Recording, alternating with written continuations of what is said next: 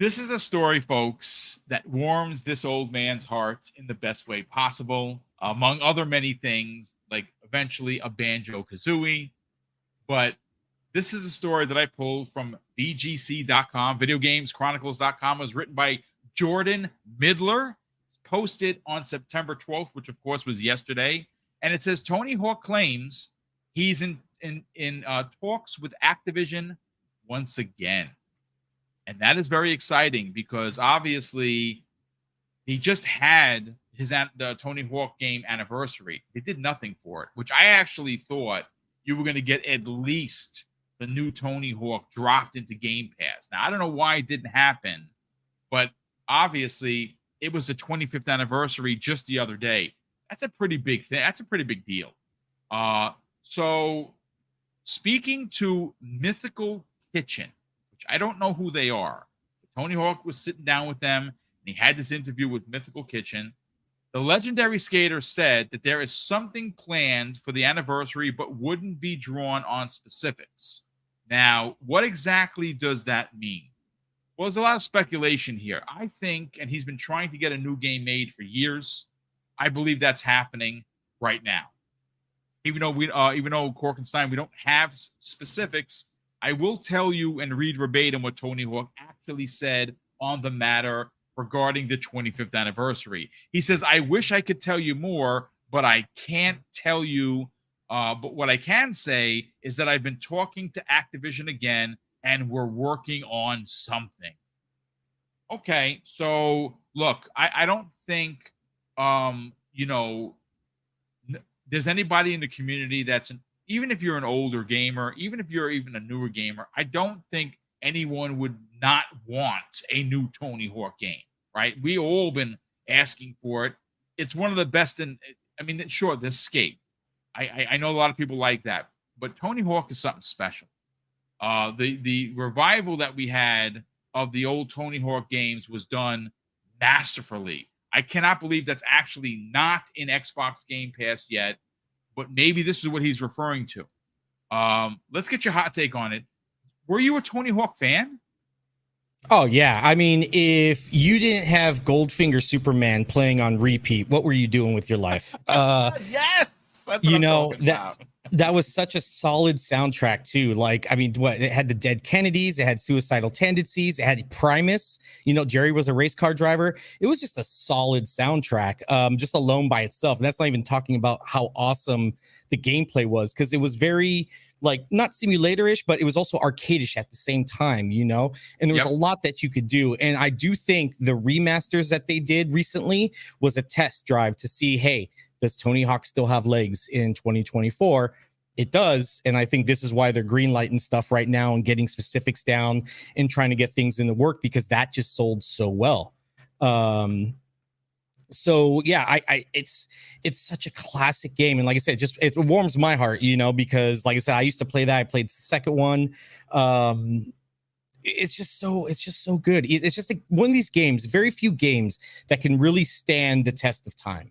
Whether you're playing it, when it came out, or whether you're playing it now in 2024, it's still insanely fun for just one, how simple it was, two, how it really doesn't take itself very seriously. It's a game and it knows it's a game, that kind of thing. And then they just built off. So I'm really excited to see what they do now in 2024, especially with, the technology we have now. I hope they keep it simple. If you want that sim, you have Skate, you have Session, you have those kind of games where you can get a little bit more, simulator-ish with it and a little bit more technical with it. But right now, I don't think we really have a game of that caliber that's not, in that arcade where you could just sit down, play, and just have fun. Kay Asante and I played a title. Oh, I can't remember what it is now, but you were on a bike. I think you played it too with us, Boom, when we were at IGN. You remember where you're the delivery guy? Yeah, Yes. Something like that. Jet that Set was Radio. dope, dude. That was great. I don't even remember the name of it, but that game was fun. I can't wait, and that's what I'm hoping that we can, that's the kind of games that I just love, because it's something fun, and it's not taking itself, it's not this Call of Duty, sweat fest, or, Madden, or any of that. It's just, I just want to have fun, and that's what games are supposed to be. And I think Tony Hawk coming back with something will set that standard again. Like, hey, let's just have fun. That's the whole point of gaming, just have fun. And I think we've lost sight of that. And if anybody can bring that back, it's Tony Hawk. 1,000%. Now, you made mention of something that completely went over my brain pan. Now, Fuzzy, what might be holding us up, and it's like anything in the world, is licensing. The music actually might be what's holding this up, and why it's not an Xbox Game Pass yet. But look, Korkenstein's onto something. I think that there are many, many gamers, whether you're older like me or even younger, that would buy a new Tony Hawk game. This is going to be a multi-plat when it comes out. It was a multi-plat since its inception, right? So the difference here, though, is if there is a new one that they're working on, if there is an anniversary, a Tony Hawk anniversary game, let's just say, for instance, where they're going to incorporate a plethora of all of the older levels, the older music, just redone in modern graphics. I mean, that's my thought on it. I'm interested to get yours, but that would be an Xbox Game Pass day and date. Again, this is why you go out and you get an Activision, because of the IP. Tony Hawk's a monster IP. I still think he has tremendous relevance. Let's get your hot take on what Tony Hawk had to say.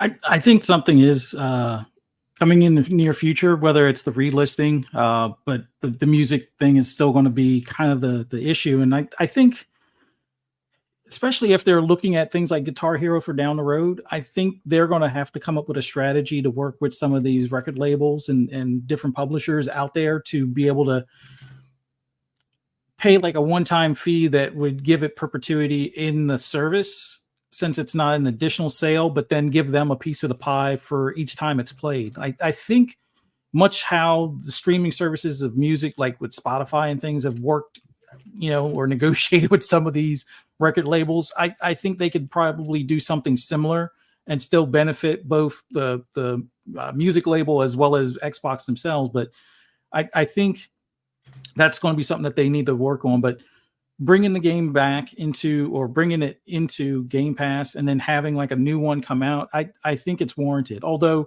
games like Session didn't necessarily do as well, but it was a small indie studio that did Session, which is a pretty cool, although a little bit harder to control skateboarding game. But I think in the grand scheme of things, considering how EA has still got theirs in like early development and whatnot, I would say there's definitely something coming. Whether it's within the next 2 years is to be seen, but yeah, that would be awesome. Just having that back in, or having it, relisted, but updated graphics, updated, levels and things along those lines. For the music that they can't get the rights to, maybe see about what they could sub in there. And also considering how they also do this with Forza Horizon, they usually wind up buying full rights to some of the smaller talent music that's in there, as well as creating streamable music. So that way, if you're streaming the game, you won't get DMC or content strikes and things like that. But yeah, I would love for them to bring that stuff back. But like you guys hit on, the licensing for the music is going to probably be the toughest part, because if Tony Hawk is willing to sign his name off on it and get the payment from Activision and Microsoft, which I'm pretty sure he'd be happy with, I think it's a go. It's just, maybe we'll have to update the music to current times and then have like a smaller number of the classics from the original mixed in there, which would be fine as well. Because even Forza did something similar where they brought back some of their earlier titles music into the most recent game. So it's definitely something that I hope they look into. I mean, listen, there is a lot of room in this current generation for older games to live. And there are some specific ones that I think have tremendous tales. Tony Hawk is one of those games. That is hands down clear as day. Man, I like the fact that he is talking with Activision, which means that he's probably talking with Microsoft. And if you can get him in here, and again, I think that there is something to be said about what Fuzzy just referred to, is you drop the anniversary Tony Hawk game that was a couple of years ago into Xbox Game Pass. And what do you got to do to it? Probably not much of nothing, because the game looked good. It was made for the current console, so it's fine. I don't know if you need to add anything to it, but it is a seed that you plant, and you follow engagement. If this thing is downloaded 10 million times, you go out and you make a new one, because obviously that's on Xbox Game Pass, and it is going to be a multi-plat.